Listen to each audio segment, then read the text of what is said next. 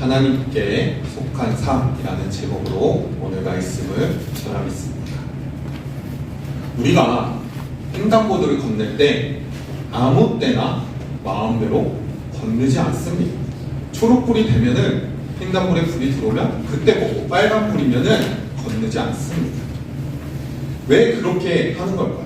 우리가 도로에서 교통법이라는 게 있습니다. 이 거리를 인정하기 때문에 우리가 그 신호의 준수에 맞게 행동을 합니다. 그 법을 지킬 때 우리의 안전이 보장된다는 거예요. 횡단보도의 빨간불인데 우리가 건너면 사고가 날 수 있고 위험하다는 것입니다. 그렇기 때문에 우리가 이 법을 지킴으로써 우리의 안전, 서로의 생명을 위해 그 질서를 따라야 하는 것입니다. 그렇다면 하나님 나라 백성으로서 우리는 어떤 권위를 인정하고 따라야 할까요? 우리 주보에 나온 성경 메시지를 우리가 쓰면서 알아봤으면 좋겠습니다.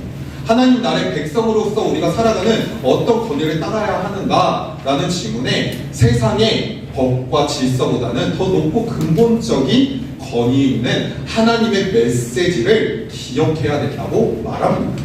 이 메시지는 단순한 종교적 규칙이나 도덕적인 교훈이 아니라 우리의 삶의 시작과 끝이라고 말하고 있습니다. 또한 방향과 목적을 결정하는 데 중요한 기준이라고 말합니다. 하나님의 메시지가 나를 창조하시는 분임을 뜻을 담고 있기 때문에 우리는 그 메시지에 따라 살아가야 된다고 말합니다. 오늘 우리가 함께 나누는 이 시편 말씀은 땅과 거기서 충만한 것과 세계와 그 가운데 사는 자들에게 여호와의 것이라 라고 고백하고 있습니다. 그리고 여호와의 산에 오를 자가 누구인지에 대해서 얘기하고 있습니다. 이 메시지는 단순한 경건한 예배자가 아니라 그 하나님 앞에 온전히 예배를 드리는 예배자가 되라는 요청의 이야기입니다. 이 세상에 하나님께 속한 자로서 살아가는 건 참으로 쉽지 않습니다. 하지만 우리의 마음과 삶의 태도가 어떻게 나아가야 되는지를 묻고 있으며 오늘 이 메시지를 통해 하나님께 속한 사람은 누구이며 우리는 어떻게 그러한 삶을 살아갈 수 있는지를 함께 살펴보도록 하겠습니다. 첫 번째로는 하나님의 모든 것의 주인이라는 것입니다. 시편 24편의 시작은 하나님에 대한 선포로 열리고 있습니다. 우리 1절 말씀을 같이 한번 읽겠습니다. 땅과 거기에 충만한 것과 세계와 그 가운데 사는 자들은 다 여호와의 것이로다. 아멘. 이 문장, 한 문장은 성경 전체의 세계관을 압축해서 보여주고 있습니다. 세상의 주인이 인간이 아니라 지금 하나님이심을 고백하고 있습니다. 하나님이 이 모든 것을 창조하셨고 지금도 다스리고 계신다는 것을 말해주고 있습니다. 그래서 2절을 보면 그 이유에 대해서 설명을 해줍니다. 2절 말씀을 보겠습니다. 여호와께서 그 터를 바다 위에 세우시며 강들 위에 건설하셨도다 라고 말하고 있습니다. 이 표현도 무슨 표현이냐? 창세기 1장의 내용들을 표현하고 있습니다.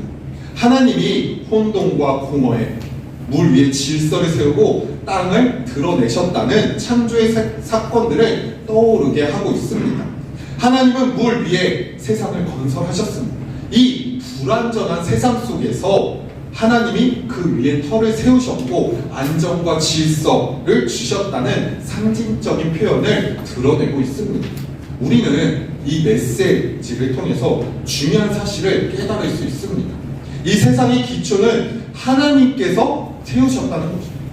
세상의 모든 존재는 하나님의 소유입니다. 아멘. 즉 나의 삶도 내가 살아가고 있는 환경도 나의 시간과 재능 모든 기회도 내가 하는 것이 아니라 모든 것이 하나님의 것이라는 것입니다. 아멘. 그러므로 우리는 하나님의 메시지와 그 뜻을 따라 사는 것이 마땅하다는 거예요. 이것이 하나님의 속한 자로서 첫 번째 고백이 되어요. 근데 우리의 모습은 어떻습니까? 이 천지 만물을 창조하신 하나님 앞에 우리의 뜻과 내 모습대로 살아가려고 할 때가 너무나도 많습니다. 세상은 인간 중심적인 삶을 살아가라고 말합니다. 내가 주인이야. 내 인생은 내가 결정해 라고 얘기할 때가 많습니다. 그러나 하나님을 믿는 우리는 달라야겠다는 거예요. 세상이 아무리 그렇게 얘기할지라도 우리는 다른 모습으로 살아가야 합니다. 내 삶 속에 하나님을 인정하는 거예요. 이 모든 것이 하나님께서 만드셨고 이 모든 나의 삶이 하나님께서 주관하신다는 것을 믿음으로 기준을 삼고 나아가야 되는 것입니다. 우리의 살아가는 이유와 목적은 나를 위한 것이 아니라 하나님의 위한 것입니다. 그러므로 우리의 내 삶, 하나님의 것임을 인정하기를 소망합니다. 날마다 하나님께 속한 자로서 살아가야 합니다. 그것이 하나님 나라의 기본된 자세임을 우리가 알 수 있게 되는 것입니다. 또한 두 번째로는 무엇이냐? 하나님께 나아가는 사람의 삶은 거룩해야 합니다. 시편 시인은 이렇게 말합니다. 우리 3절 말씀을 같이 한번 읽겠습니다. 여호와의 산에 오를 자가 누구이며 그의 거룩한 곳에 설 자가 누구인가? 아멘. 이는 단순히 누가 예배를 드릴 수 있냐라는 질문이 아니라 누가 하나님 앞에 설 수 있으며 하나님의 임재를 누릴 수 있는가에 대한 얘기입니다. 그래서 시편 기자는 이 질문에 대해서 또 곧바로 대답해 줍니다. 4절 말씀을 같이 한번 읽겠습니다. 곧 손이 깨끗하며 마음이 정결하고 뜻을 억하게 두지 아니하며 거짓 맹세하지 아니하며. 아멘. 지금 누가 하나님 앞에 서야 되냐라는 얘기에 손이 깨끗하며 또 우리의 마음이 청결하며 뜻을 허탄한 데 두지 아니하며 거짓을 맹세하지 않는 자라고 얘기하고 있습니다. 총 4가지를 얘기하고 있어요. 근데 여기서 손을 깨끗이 하다라는 것은 행위가 정결하다는 뜻입니다. 우리의 모든 행동 하나가 깨끗한 삶을 살아가야 된다는 거예요. 다른 사람들에게 해를 끼치지 않아야 되고 부정한 행동을 하지 않는 삶을 말하는 것입니다. 또한 우리의 말을 지켜야 된다는 거예요. 여러분들과 함께 지내다 보면 때로는 입에서 험한 말이 나올 때가 있어요. 선생님들이 있으면 자제하는데 약간 저도 가끔 하지만 저도 안 한다는 거 아니에요. 저도 그래서 회개합니다, 여러분. 근데 청소년부 시기에 친구들과 들어보면은 말하는데 욕을 하지 않고 말하는 친구들이 없습니다. 이 혀를 지키는 것이 중요하다. 우리가 손을 깨끗이 해야 된다는 것은 우리의 행동과 우리의 모든 언어도 중요하다는 것입니다. 또한 마음을 청결히 한다는 것은 하나님 앞에서 우리의 중심을 흔들리지 않고 순수한 신앙을 가지고 주님만을 바라본다는 거예요. 그리고 우리의 마음 그리고 뜻을 허탄한 데 두지 않는다는 것은 헛된 우상을 잡지 않는다는 것입니다. 우리의 마음이 세상은 흔들어 놓습니다. 기준을 잡아 놓습니다. 너 열심히 살아서 1등하고 돈 벌어야지. 돈이 중요해. 권력이 중요해. 많은 것들을 얘기합니다. 하지만 그 뜻을 허탄한 데 두지 않는 마음이 필요하다고 말합니다.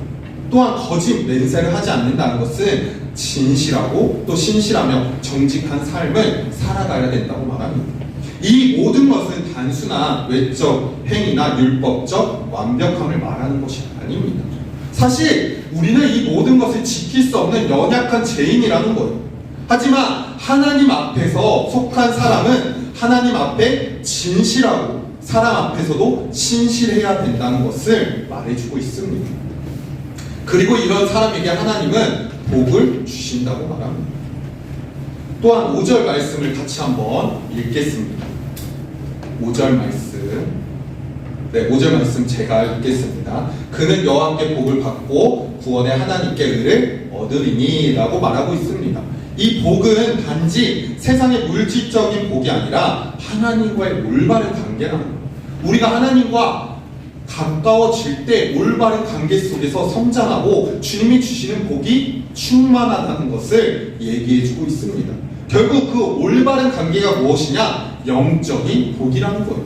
우리는 하나님과 관계가 끊어졌던 존재들입니다. 하지만 예수 그리스도께서 이 땅에 오셔서 우리를 대신해서 십자가에 못 박혀 죽으심으로 말미암아 하나님과의 관계가 다시 회복됐고 그 안에서 다시 믿음으로 말미암아 나아갈 때 구원을 얻으리라 라고 말했습니다. 그 안에서 올바른 관계 속에서 영적인 복이 일어난다는 것을 말해주고 있습니다. 마지막으로 시인은 6절에서 이렇게 덧붙여 말합니다. 하나님의 얼굴을 구하는 자라고 말합니다. 여기서 하나님의 얼굴을 구한다는 것은 표현은 하나님과 친밀한 교제를 사모하고 그분의 인도와 임재를 갈망하는 마음을 표현하고 있는 것입니다. 단순히 우리가 열심히 교회에 나오는 것이 아니라, 또 열심히 하는 것이 아니라, 또 특세를 열심히 나온다고 그것이 대단한 것이 아니라 하나님 자신을 갈망하고 그분의 뜻에 따르겠다는 태도의 모습이 필요하다는 것입니다. 우리 청소년부 친구들 마음 가운데도 우리는 하나님 앞에 서는 사람들이 되기를 소망합니다. 그러므로 우리의 손과 마음과 생각과 말이 정결해야 된다는 거예요. 하나님 앞에서 진실하고 사람 앞에서 신실하게 살아야 된다는 것입니다. 그리고 하나님을 찾고 그분의 얼굴을 구하며 살아갈 때 우리의 모든 것, 하나님 앞에 속한 사람으로서 하나님 나라의 삶을 살아갈 수 있게 되는 것입니다. 그 길로 함께 나아가는 우리 모두가 되길 소망합니다. 이제 마지막으로 성경적 세계관이라 이 세상과 나의 삶은 하나님의 시각으로 바라봐야 된다는 거예요. 우리가 세상의 시각으로 바라보는 것이 아니라 이 성경적 세계관 속에서 이 세상과 나의 삶을 하나님의 시각으로 바라볼 수 있는 사람이 되어야 합니다. 그것은 하나님이 모든 것을 창조하시고 지금도 주관하고 계시며 결국 모든 것이 그분 앞에 돌아간다는 믿음에서 출발한다는 것입니다. 시편 24편은 바로 이 성경적 세계관을 선포하고 있는 것입니다. 땅과 그 안에 있는 모든 것이 여호와의 것이며 우리는 그분의 백성으로 살아가야 된다는 것입니다. 이러한 세계관은 우리로 하여금 두 가지의 태도를 만들게 해줍니다. 첫째는 나는 내 인생의 주인이 아니라는 거예요. 내가 주인인 것 같지만 모든 것이 하나님의 은혜고 주님께서 인도하셨으며 그 안에서 겸손할 수 있게 되는 것입니다. 둘째로는 하나님께서 주신 목적과 부르심이 있다고 말합니다. 여러분들에게 주신 목적이 있습니다. 또 부르심이 있습니다. 그 사명을 붙들고 나아가야 된다고 말합니다. 이 세계관은 단지 생각의 차원이 아니라 삶의 모든 사용, 영역 가운데 드러납니다. 공부, 인간관계, 우리의 시간들, SNS 등 영향들의 모든 상황 속에서 일어나고 있습니다. 우리는 하나님께 속한 존재로서 하나님의 뜻과 질서 안에서 살아가는 삶의 원리를 세워야 함을 분명하게 말하고 있습니다. 그리고 이러한 세계관은 단지 교회 안에서만 작동하는 것이 아니라 우리가 살아가는 학교에서, 가정에서, 세상 가운데서 우리가 하나님의 속한 존재로서 살아가야 합니다. 왜냐하면 하나님은 교회 안에서만 계신 분이 아니기 때문입니다. 세상의 주인이기 때문입니다. 말씀을 마무리하겠습니다. 하나님께 속한 삶이란 내 삶의 주인이 하나님이심을 인정하고 그분의 뜻을 따라 사는 것입니다. 오늘의 시편 메시지는 이 믿음의 출발점을 분명하게 보여주고 있습니다. 하나님은 온 세상의 창조주이시며 지금도 모든 것을 다스리고 계시며 우리의 주인이시라는 것. 우리는 그분 앞에 나아갈 수 있도록 부르심을 받았으며 그 부르심에 합당한 삶을 살아갈 수 있도록 살아가야 됩니다. 거룩한 삶은 단지 예배 시간에만 경건한 척 하는 것이 아니라 매일의 삶에서 손을 깨끗이 하고 마음을 정직하게 하며 뜻을 하나님 앞에 두는 진실한 모습으로 살아가야 됨을 말해주고 있습니다. 하나님을 경외하고 세상의 허탄한 가치를 따르지 않고 정직과 순결을 지키며 살아가는 삶이 곧 하나님께 속한 모습이라는 것을 보여주고 있습니다. 앞으로 남은 일정들이 많습니다. 특세가 끝났고 부흥회와 겨울 수련회를 앞두고 있습니다. 이 시기 단순한 우리가 반복되는 일정이 아니라 분명히 하나님 앞에 속한 일정이고 그 앞에 우리의 마음을 두고 나아가길 소망합니다. 하나님의 얼굴을 구하며 삶의 모든 것이 하나님의 은혜임을 기억하고 나는 누구의 음성에 기울이며 살아가고 있는가, 또 나는 정말 하나님의 인재를 사모하고 있는가를 고민하며 부흥회와 수련회 앞에 간절히 그것을 내려놓고 나아가길 소망합니다. 하나님은 오늘도 우리에게 말씀하고 계십니다. 거룩한 곳에 설 자가 누구이냐라고 묻고 계십니다. 그 물으심에 과연 나는 설 수 있는 자인지 되돌아봤으면 좋겠습니다. 그 부르심 앞에 응답하며 하나님의 메시지를 가까이 하고 더욱 정결하고 신실한 삶을 살아가는 청소년부 모든 친구들이 되기를 간절히 소망합니다.